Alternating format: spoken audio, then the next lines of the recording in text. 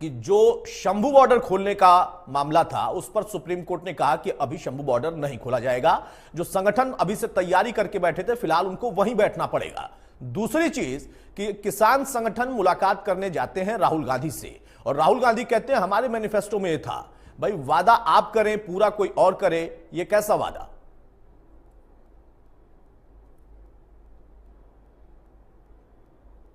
मनीष जी। जी अतुल जी। हाँ, मेरी आवाज आप तक जा रही है? जी जी जी बिल्कुल बिल्कुल। आपने सुप्रीम कोर्ट का जो फैसला आया उसका सम्मान करते हैं। सुप्रीम कोर्ट का जो फैसला सुप्रीम कोर्ट ने इसलिए दिया कि सुप्रीम कोर्ट नहीं चाहता कि जो हालात पहले पैदा हुए या जितने भी ये अपने लोग थे ये आकर दिल्ली बॉर्डर को सील करे या दिल्ली को जाम करे, और उन्होंने कहा एक निष्पक्ष कमेटी बननी चाहिए, उनकी राय लेनी चाहिए और सरकार को दोनों का जो तालमेल है और सामंजस्य होके इसका समाधान होना चाहिए। तो हम सुप्रीम कोर्ट के इस फैसले का स्वागत करते हैं। और दूसरा तरफ शंभू बॉर्डर पे जो 5 महीने से किसान बैठे हुए हैं, जो जाम लगा हुआ है, तो शर्म आनी चाहिए सरकार को। अगर लोगों की आवाजाही में तंग हो रहे हैं, लोग आने जाने के लिए परेशान हो रहे हैं, तो सरकार को उसके लिए कदम उठाना चाहिए।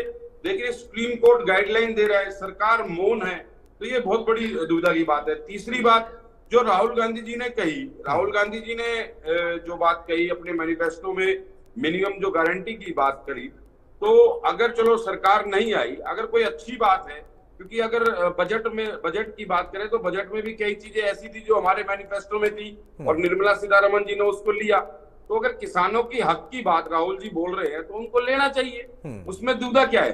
किसानों को संसद में घुसने नहीं दिया, किसानों को संसद की दीर्घा में बैठने नहीं दिया, आखिर में आके उन्होंने राहुल गांधी जी से बात करी और राहुल जी ने सबकी बात सुनी। और मैं एक नेता विपक्ष होने के नाते राहुल जी ने उनसे यही बात करी कि जितनी जल्दी हो आपको बॉर्डर, क्योंकि लोगों को परेशानी नहीं होना चाहिए।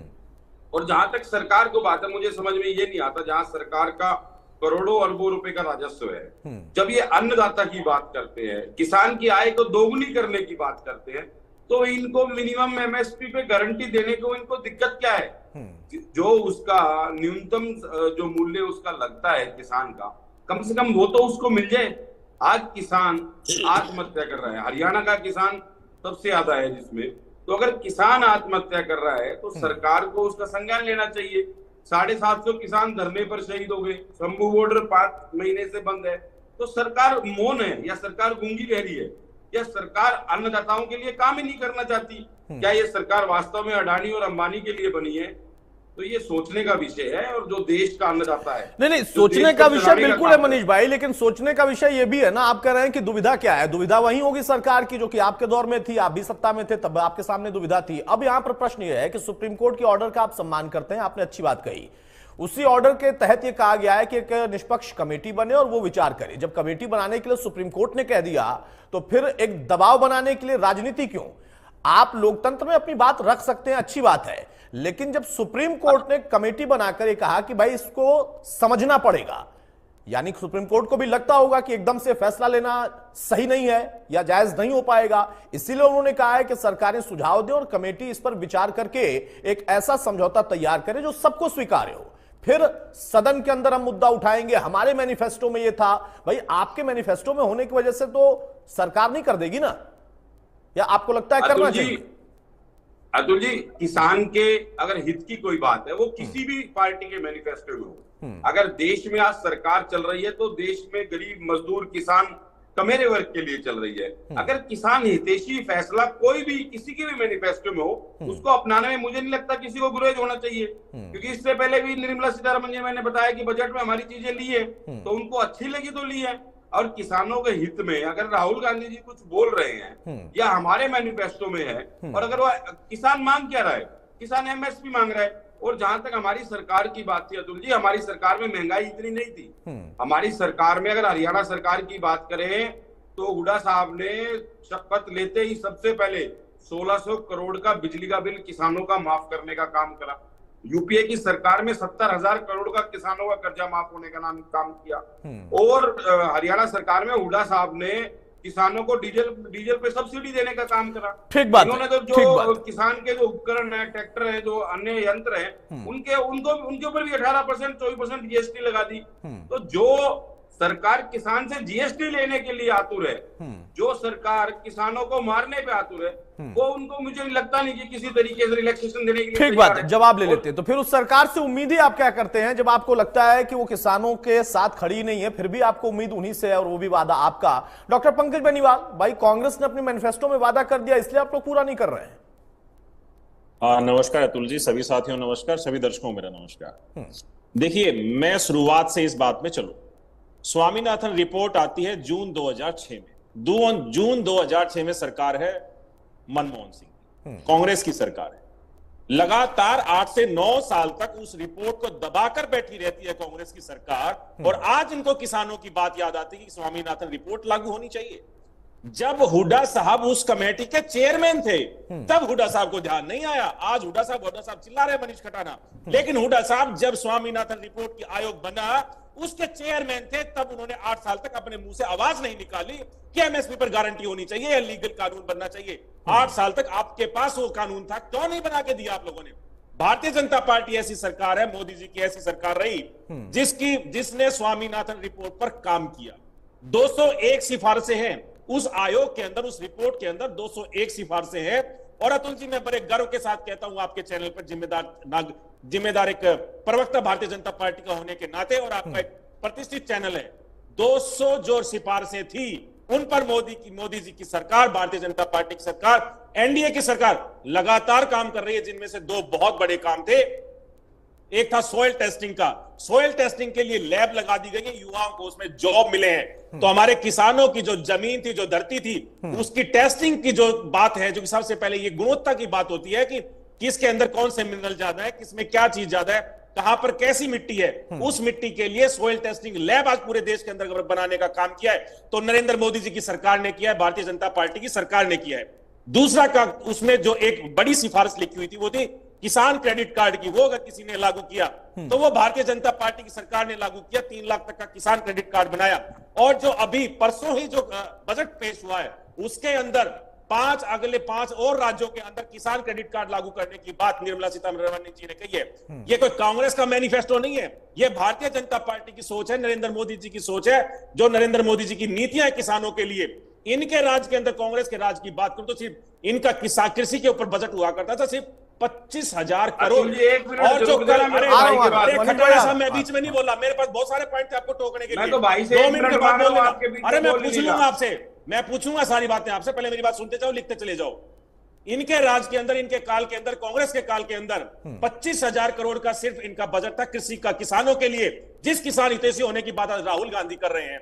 आज भारतीय जनता पार्टी की सरकार है, जब निर्मला सीतारमण जी लगातार 7वीं बार जब बजट पेश करती हैं, तो वहां पर 152 लाख करोड़ का बजट पेश करती है किसानों के लिए, किसान हितैषी सरकार आज भारतीय जनता पार्टी है। क्योंकि भारतीय जनता पार्टी 201 में से 200 सिफारिशों पर लगातार काम कर रही है। और जिस दिन ये सारी चीजें पूरी होंगी, स्वामीनाथन रिपोर्ट के अकॉर्डिंग जो भी चीजें हैं, ये जो पुष्टि है, जो मैं कह रहा हूं कि 200 चीजों पर, 200 लाइनों पर बात हुई है, वो हमारी बात डॉक्टर जो एमएस स्वामीनाथन है, 2018 में उन्होंने ट्वीट करके पुष्टि की कि अगर मेरी सिफारिशों पर जो आयोग बनाया गया था उसमें कोई काम कर रहा है तो मोदी की सरकार काम कर रही है। अगर किसी को यकीन ना हो तो मेरे पास वो ट्वीट भी है, वो भी आपके स्क्रीन पे दिखाने नहीं, याद है। हाँ। तो ये सारी चीजें जब स्वामीनाथन जी, एमएस स्वामीनाथन जी खुद मानते हैं कि भारत में ऐसी पहली सरकार आई, भारतीय जनता पार्टी की सरकार, मोदी की सरकार, जिसने उनकी सिफारिशों पर काम किया। ये वो नाकारा सरकार है कांग्रेस की जिसने 8 से 9 साल तक उसको दबाने का काम किया। ठीक है, एक छोटा सा काउंटर, पंकज भाई एक छोटा काउंटर ले लेते हैं मनीष जी का, उसके बाद आता हूं। भाई पंकज जी का सीधे तौर पर कहना है कि आयोग आपने बनाया, रिपोर्ट आपके समय आई, समय उसके बाद भी सरकार के पास था,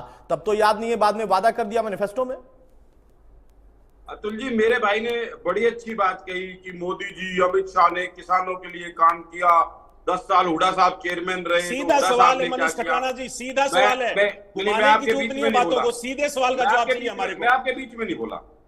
हुड्डा साहब ने पहली कलम से मुख्यमंत्री की शपथ लेते ही 1600 करोड़ बिजली के बिल किसानों के मामले में। बिजली के बिल पे यूपी चर्चा नहीं अरे कर रहा हूं भाई, नहीं नहीं नहीं, ये घुमाइए मत, नहीं नहीं मनीष भाई ये नहीं, बिजली के बिल पर चर्चा अभी नहीं कर रहे हैं। आप किसानों को कहां कहां राहत देते हैं वो इतिहास में है। मेरा सवाल ये है, सीधा सवाल है, आप स्वामीनाथन की बात करते हैं ना, आप गारंटी की बात करते हैं ना, उस पर क्यों नहीं आप लोगों ने कुछ गारंटी की बात करते हैं। मेरे भाई ने, अतुल जी एक मिनट, मेरे भाई ने कहा कि 201 सिफारिशें थी, जिसपे 200 पे बात चल रही है।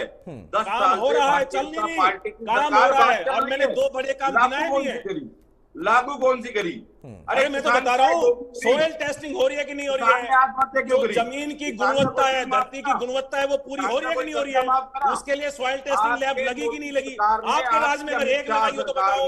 अरे आपके जैसे नाकारा सरकार नहीं है ये, भारतीय जनता पार्टी की सरकार, किसान हितैषी सरकार है। किसान माला माल था, जय जवान जय किसान था। हाँ पता है, 1 रुपए के 50 पैसे के 10 रुपए के चेक आते थे आपके राज में। अगर फसल खराब हो जाए 1 रुपए के 5 रुपए के चेक दिया करते थे। किसानों का मजाक। मनीष भाई ये उस दौर की बात है ना, जिस दौर में केंद्र में भी आपकी सरकार थी, हरियाणा में भी आपकी सरकार थी, और उसके साथ साथ पंजाब में भी सरकार आपकी थी। तब आपने 201 में से एक पर भी काम नहीं किया। वो कह रहे हैं कि 200 पर काम चल रहा है, 2-3 उन्होंने गिना दिए कि ये भी हो रहा है। तो कमोबेश दोनों की तुलना अगर हम करें तो बराबर ही दिख रही है। बहरहाल अमनदीप केसरी भाई, आपके नेता ने किसानों के लिए इस्तीफा दिया, कांग्रेस पार्टी ने मैनिफेस्टो में वादा कर दिया और उम्मीद कर रहे हैं कि सरकार उसे पूरा कर दे। और सरकार कह रही है कि हमने तो कम से कम कुछ किया। जिन लोगों ने आयोग बनाया, जिन लोगों को लागू करना था, उन्होंने तो एक पन्ना पढ़ा भी नहीं। तो किसानों का हितैषी असल में है कौन, मैं ये समझना चाहता हूं। जी अतुल जी, उसके लिए बिल्कुल आपने सही सवाल किया। सबसे पहले हम थोड़ा सा अतीत में चलेंगे। कृषि प्रधान देश है और कृषि प्रधान प्रदेश है हमारा, और किसान लगातार संघर्षरत है इस सरकार के खिलाफ, इस सरकार की क्रूर नीतियों के खिलाफ। और 2014 में जब सरकार भारतीय जनता पार्टी की बन रही थी, एक ही ऐड आपके टीवी चैनलों के माध्यम से, विज्ञापनों के माध्यम से दिखाई जाती थी कि अच्छे दिन आएंगे, और उसमें किसान को ही दिखाया जाता। ये एक बात बड़ा स्पष्ट है रूप से अतुल जी मैं आपको बता दूं, जो बिल्कुल क्लियर होनी चाहिए कि पहली बात तो यह है कि किसान बहुत बुरी हालत में है, डिस्ट्रेस सिचुएशन में है, दयनीय स्थिति में है, और तभी वो संघर्षरत है। अगर जिस प्रकार का दावा दोनों पार्टियां करती हैं कि किसान को उन्होंने बहुत कुछ दिया, तो भैया ऐसा कोई दुनिया में उदाहरण नहीं है कि किसी वर्ग को आप इतना सहूलतें दे रहे हैं और वो फिर से इतना ज्यादा संघर्ष कर रहा है। पूरे विश्व के सबसे बड़े आंदोलन आपने देखे कि इस सरजमी पे ऊपर हुए हैं, पूरे विश्व की अटेंशन आई इस देश के अंदर कि किसान इतना ज्यादा, और वो भी कृषि प्रधान देश के अंदर, इतना ज्यादा दुख तकलीफ में क्यों है। कांग्रेस की सरकार ने भी, मैंने यही बताया ना कि लगातार किसानों को बिल्कुल खत्म किया है। और जिस नेता की बार बार हरियाणा प्रदेश के अंदर बात कर रहे हैं, उन नेताओं पे तो किसानों की जमीन लूटने का ही केस चल रहा है, कुछ और नहीं चल रहा। किसानों की जमीनों को बहुत कम दामों पे हड़प करके और बड़े बड़े बिल्डरों को सौंपने का केस चल रहा है। और जीजा जी का नाम जिसके अंदर केस के अंदर आया, वो किसानों की जमीन हड़पने का ही केस है। और दूसरी तरफ भारतीय जनता पार्टी की सरकार है। मैं डॉक्टर पंकज बेनीवाल जी बड़े जोर जोर से चिल्ला रहे थे कि भाई कृषि क्रेडिट कार्ड केवल मोदी की सरकार ने बनाया है। मैं दावे के साथ आपके चैनल पे कहता हूं, बिल्कुल निराधार झूठ है। क्या केसीसी के कार्ड 2014 से पहले किसी किसान के नहीं बने? कमाल करते हो भाई साहब। ये स्कीमें तो 3 लाख रुपए तक जो सब्सिडी 7% में 4% रिबेट आती है, ये बहुत पुरानी स्कीमें हैं, जिसको आप नाम बदल के अपने नाम पे कुछ भी कर लें। यही भारतीय जनता पार्टी की, देखिए भारतीय जनता पार्टी की सरकार से हमें कोई उम्मीद नहीं है।